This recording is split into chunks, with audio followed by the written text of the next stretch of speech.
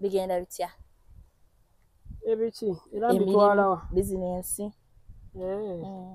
nze sina business wabula nkolagana n'abalina business bwe bukeeredde ng'obusungu bungi ku internet abantu nga bagamba Chumi ne Spice Diana buzibu ki kivudde ku kyekyo ati wa video yafulumye ng'ogamba ne collab wayita gyetegekedde remix. Were you forced to do this collab over?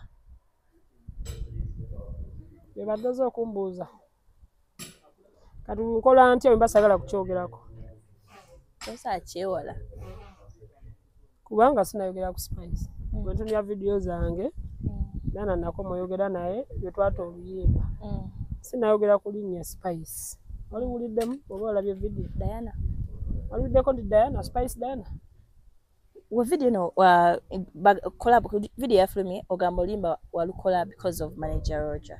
So what's Manager Roger ate ng'oli ye muyimbi obuzibu buva mulina mu butakkaanya oba nti kakati era Manager Roger yategerera Diana muyimbi Diana alina kulinda kuyimba baba talina luyimba lwawandiise aba alina okuyimba managers abaleese sina buzibu na Diana obuzibu mbulina na Roger Roger yakoze atya alina we yaggasse nga tebikutuka oba Roger olwo ebintu bye twayogerako nga balina obikola ate ne bukyanga atabikola naye sinakola ate video mu ate nyina obuzibu ku Roger mulagwa nti mugenda ku YouTube yange mugende ku Google Facebook mujja buli ennyimba zennyina ez'enjawulo ng'ogyeko gw'okutega obba nze nyina collab ne Bajulius babiri bayimbi bangi. Okay. Collab yo oyajjira wali ogyetaaga era gwe yateekamu ssente mu buli kimu mu remix era osobola okufumbirwa osobola okulinda ebbanga lyonna n'olinda omusajja n'ogamba ninza omusajja nfumbirwe kati ebiseera by'omulindiddemu n'atajja kati oba oli awo n'ajja nga tobiriiko kati olw'okuba oyagala omusajja osobola okufumbirwa oba okugaana so si buli kimu kye tukola nti tuba twagala oba tuba tetwagala muyige okukolyako Katonda muyige n'okukolera abakyali bammwe naye collab yo wali togyetaaga simanyi ye nange nyina management yabikwasaganya ani kati ebimu mbalina obbabuuza kuba kaniza oluyimba lwange kati olina bibuuza Diana yeyajja n'ayimba nange n'omubuuza collab ya Chumi wali ogyetaaga naye twalabye oli mu kwemulugunya okwemulugunya okulaga nti you're not happy oyagala like kusiimibwa okusukkulumu mu ngeri emu oba endala yes no ekiriwo nti njagala Spice ampeyo oluyimba olulala kwe kusiimibwa kwenjagala ampeyo collab nga bwe yansaba nange musabayo collab kwe kwemulugunya aluddewo kunzira mu message nagimuwadde oli ku bulutiiki ate kuba sisobola kugamba nti aneerabidde fe abakakola remix aba alina okunziramu mangu bulutiiki yeyakulumye yennuma just yokka omuyimbi awo kyabatanziramu wasi nalaba nti yali bize nti oba ali mukulanga mazzi oba agenze kuyamba eri baana be oba alinya ennyonyi neewuuza akola ki mu nkomekkerezo ya video gye wakoze olinga eyabawadde deadline kiwe batakyusaamu by then gye nabawadde okoma na leero manager leo gyambaddeko naye wano ku makya nemugamba maliriza byemumaliriza n'omuyimbi tuwerabemu akawungeezi naye nga si byo bye mwogerako remix nze wendi ndi mulamu Diana naye waali mulamu just sagala abamawulire muteekewo nnyo gundi bukyayi Diana kunkyawa nange kumuleetera kumukyawa njagala nnyo kolagana obumu ate nze ebiseera ebisinga omuntu aba nsobezza mba njagala ekyo ne tukijjawo kuba njagala nnyo okukola emikwano simanyi nkya oba naba neetaaga Diana ne Diana tamanyi oba naba neetaaga naye nze njagala nnyo okukolera Katonda nti buli omu yeetaaga munne. So kino wabadde forced okukyogera bino byabaddemu wabadde emizimu ndiko sitaani ebiteega n'ebikolimo ndiko sitaani sometimes sitaani anjogererako kyobola ebiseera ebisinga njogera nnyo Katonda sitaani nti andiko mungi ow'ekika eri gye banzaala nene wa maama kati olumu sitaani yabayogera buli wennywa ku mwenge sitaani n'ayimuka omuzibu ennyo amanyi n'okumodolanga olaba malaaya so sitaani andiko kati so okuvaayo n'oyogera ebyo sitaani era neebuuza sitaani oyo kiki so sitaani sinze nze sirina buzibu nze siba n'okkuba mu ngalo Diana n'ayimba ne Stan twalabye live gye yabadde ku yakumentionize nga artist we asinga mu artist abataano. Dana kyali wange Dana amanyi nnyimba kubanga ffe tumanyi n'okweggalya mu nju ne tuyimba ne Diana. Dana nnyimba era ekyo kyeyogedde teyaliiwo kati be yabadde nabo ku live ayina gwe yawaanye ana gwe yagambyeko kuba bonna babadde bayimbi live kyero gye mugambe ya Bruno K ne Crystal Panda olida ayogera Crystal Panda ate Bruno kati ekyo kye mbagamba nze ndi muyimbi nnyo era bw'otuuka ne wali chance Nalubega n'omugamba muyimbi era gamba 10 kyobola buli wempita ntambula bayita anko kwegamba siri mwangu Stan andiko muyitirivu. So far oluyimba luno olukompeyalingamu entambula gye twali tutambulamu nga tuli oluyimbi nga si remix nakati we luli we wasinze okubanga omuntu atambula n'atuuka waakoma kati twakomaawo era lukyeyongera kakati simanyi kuba kaniza nyina ne bookings mu nsi z'ewabweru era ngenda kulinnyonnyonyi ngenda kuyimba kati simanyi ate nekyabye mumbuuzako sibitegeera kuba n'ennyimba zange nazo sizijjukira na bulungi kuba olwembeera ku stage nga nnyimba ngena olulya luli ku kirala nange ndi eno walala so sagala muntwale nti ekyo kyamakulu nnyo nyina ebintu bingi nnyo byendowoozaako kuba kati munsanze wano ndi kukola Steve Ganga njagala mubenga mwenna mutuula ne muwummuza ebirowoozo ne munywa kashisha ne mulya ne munywa tegeera so bintu bingi bye mba ndowooza so gwe wenna ali eyo ng'onnwanyisa Lwandongo si kye ntunuulidde ngera bwe muze mundaba nga buli kimu nkigezaako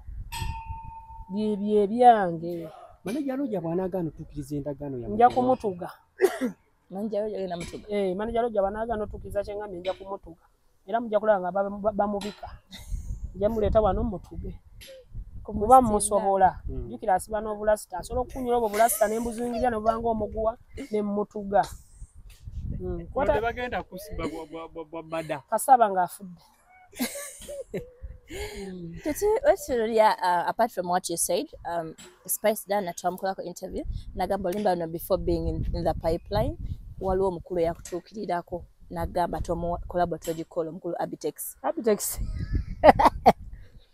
aliwuli omuntu gweyogerako sawa bina ababisa obwongo bannange nenga yakutuukira nagamba temukole nokola bantuukirira kuki Abitex yansooka Abitex mu bantu bonna ba industry Abitex yasooka okundaba mu bulamu kati olaba promoter teyandaba mu kitone kyakuyimba kati abeera alabula kuki Abitex alina kwogera ku linnya lyange nakumpabula nakubaako kyayogera kati nsobola oyimba aba mpadde ssente nennyimba naye kati Abitex ava eri awo abule mu ndongo yange kisoboka ate kisoboka asobola kugenda nagira nawabule wa Diana naye wange tekisobola kukola bibaawo nange ebigambo yabigamba Abitex mukono gwa Spice Diana nnyo ne Roger era buli kyokyatinga n'okimuweereza ng'ate ogenda olaba Diana akikuweereza so oyo comedy gwe bazannya nze ndi muzannyi manyi kakati nze 10 ndimu ebintu bingi era omwaka ogujja ngenda kuba presenter ngenda kusaba mulimu ku TV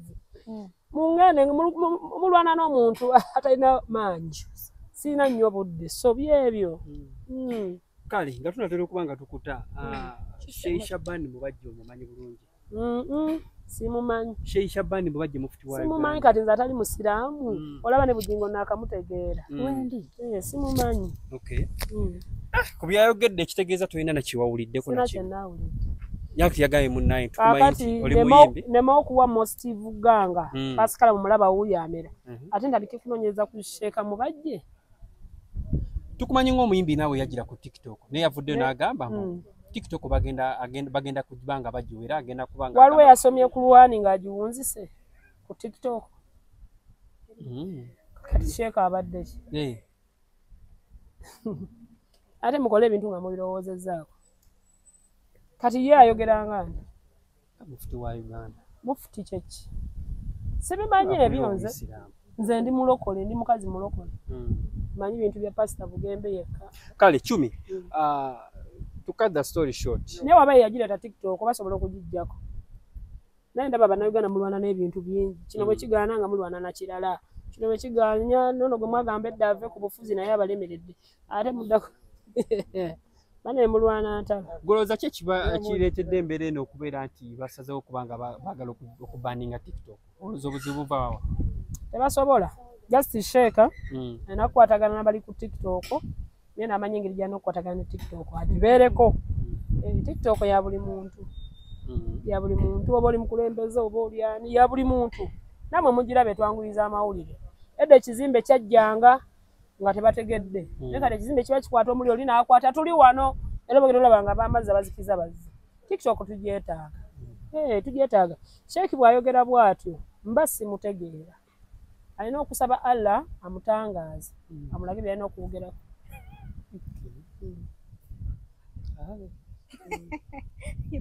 nemutuga bagenda kusiba bwabada kasaba ng'afudde. Apart from what you said, Spice done a Tom Clark interview. Nagamba Olimba before being in the pipeline, waliwo mukulu yakutuukirirako nagamba Tom collaborative call mukulu Abitex. Abitex. Ali uli omuntu goyogerako. Sawa bina ababisa obwongo. Nenga yakutukira nagamba temukole no collab. Bantukirira kuki? Abitex yansooka. Abitex mu bantu bonna ba industry Abitex yasooka okundaba mu bulamu. Kati olaba promoter teyandaba mu kitone kya kuyimba. Kati abeera alabula kuki? Abitex alina kwogera ku linnya lyange nakumpabula nakubaako kyayogera. Kati nsobola oyimba aba mpadde ssente n'ennyimba. Naye kati Abitex abeera wabule mu ndongo yange. Kisoboka. Ate kisoboka. Yasobola genda nagira nawabule waddana naye wange tekisobola kukola. Bibaawo. Nange ebigambo yabigamba. Abitex mukono gwa Spice Diana nnyo ne Roja. Era buli kyokyatinga n'okimuweereza ng'ate ogenda olaba Diana akikuweereza. So oyo comedy gwe bazannya. Ndi muzannyi manyi. Kakati nze 10 ndimu ebintu bingi era omwaka ogujja ngenda kuba presenter ngenda kusaba mulimu ku TV. Mungene mulwana n'omuntu atalina maanyi. Sina nnyo budde so byebyo. Kale nga tunatera okuba nga tukuta Sheikh Shabani mubajje omumanyi bulungi. Simumanyi. Sheikh Shabani mubajje mufti wa simumanyi kati nze atali musiraamu olaba ne bugingo nakamutegeera. Wendi simumanyi. Okay. Ku byayogedde ekitegeeza tulina nakiwawuliddeko nakyo. Nyaki yagaye munnaye tukumanyi oli muyimbi. Nema okuwa Steve Ganga Pascal mumulaba wuyamera. Ate ndalike kunonyeza ku Sheeka mubajje. Tukumanyi ng'omuyimbi naawe yagira ku TikTok naye yavudde n'agamba TikTok bagenda kujibanga bajiwera agenda kubanga waliwo yasomye ku Lwani ng'agiwunzise ku TikTok. Kati Sheeka abadde ki? Ate mukole ebintu nga mubirowoozezzaako. Kati ye ayogeranga nti mufti wa Uganda. Mufti kyeki? Sibimanyi ebyo nze ndi mulokole ndi mukazi mulokole. Manyi bintu bya Pastor Bugembe yekka. Kale 10 to cut the story short. Ne waba yagira TikTok basobola okugijjako. Naye ndaba bannayuganda mulwana n'ebintu bingi. Kino bwe kigaana nga mulwana na kirala.